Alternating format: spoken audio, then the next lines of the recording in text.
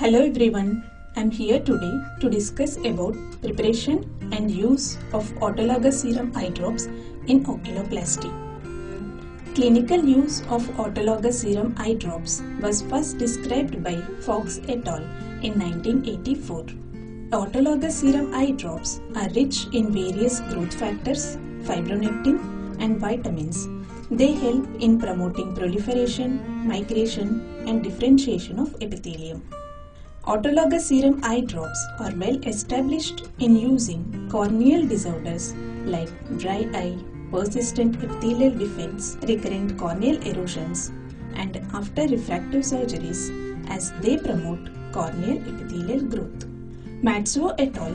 First described their usefulness in conjunctival epithelial growth by using them in treatment for pinpoint leaking bleps.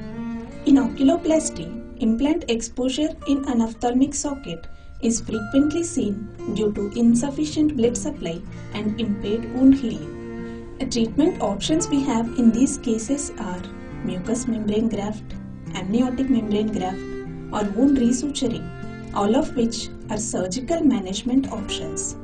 Since autologous serum drops help in conjunctival epithelialization, they can be used in these cases of conjunctival wound gap with implant exposure in anophthalmic sockets.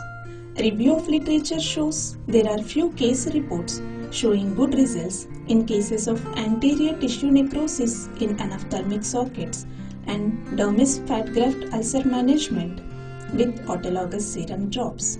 8-year-old female child with congenital rubella syndrome who underwent evisceration and implant in left eye for painful blind eye. She had undergone multiple surgeries in the past for both right eye and left eye.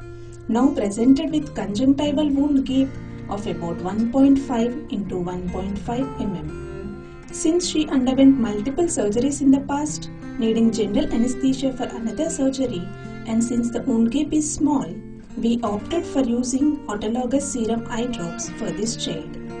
We prescribed 20% autologous serum eye drops for her. This is the protocol proposed by Geering et al. For the preparation of autologous serum eye drops.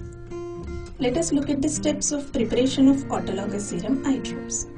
Before making the drops, informed consent needs to be taken and viral screening to be done. The first step is collect the blood from the patient. Allow it to clot for 2 hours at room temperature. Centrifuge at 2000 rpm for 10 minutes. Then collect the serum. This whole process is done at biochemistry lab in our institute. Then we prepare 20% autologous serum eye drops under strict asepsis with laminar flow hood and UV light chamber. Things needed to make 20% autologous serum eye drops are sterile gloves, 10 cc syringe, autologous serum collected from the patient, normal saline, sterile filter of 0.22 microns, sterile container to mix, dispensing bottles, chocolate agar, label and marker. First take 10 cc syringe and collect serum from the container and measure how much serum is present. We got 1 ml of serum from patient. To make this serum to 20%, we have to add 4 ml of normal saline. So, we took 4 ml of normal saline and mixed with 1 ml of serum to make it 20%. Gently mix them and take it out of the sterile container and transfer it to dispensing bottles. 2 to 3 drops of autologous serum is instilled into chocolate agar and incubate at 33 degrees centigrade for 48 hours. If negative for contamination, dispense the bottle to the patient.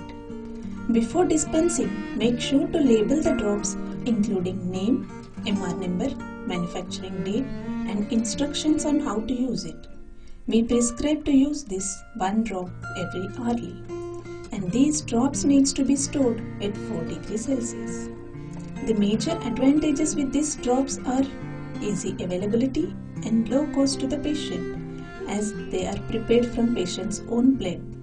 But 2 major concerns are microbial contamination and viral transmission.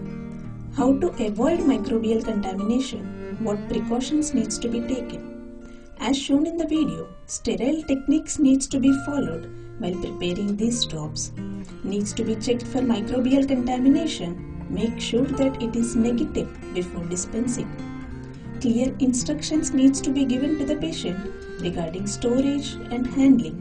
We have to check for microbial contamination even in return bottles from the patient. Precautions to take in preventing viral transmission are: ask high-risk questionnaire before taking the blood sample. Wear protection all the time. Minimize use of needles. Clean equipment and preparation area. Coming back to our case, 80-year-old female with implant exposure and conjunctival wound gap.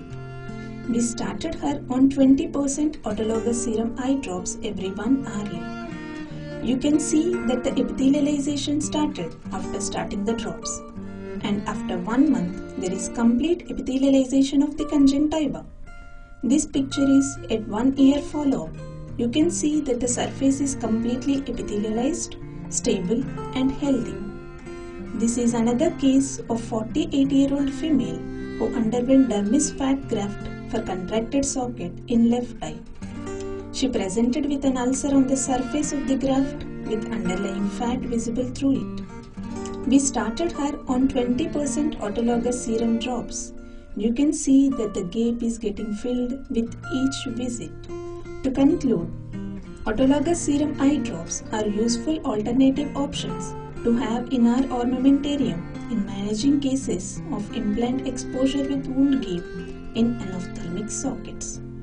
It's easy and simple technique to prepare these drops, which can be made from patient's own blood. However, strict aseptic protocols needs to be followed while preparing these drops, and clear instructions needs to be given to the patient while dispensing. You can see these excellent results. Like magic, these gaps get filled. And the best part is, magic lies within the patient. You just have to know how to extract this magic from within.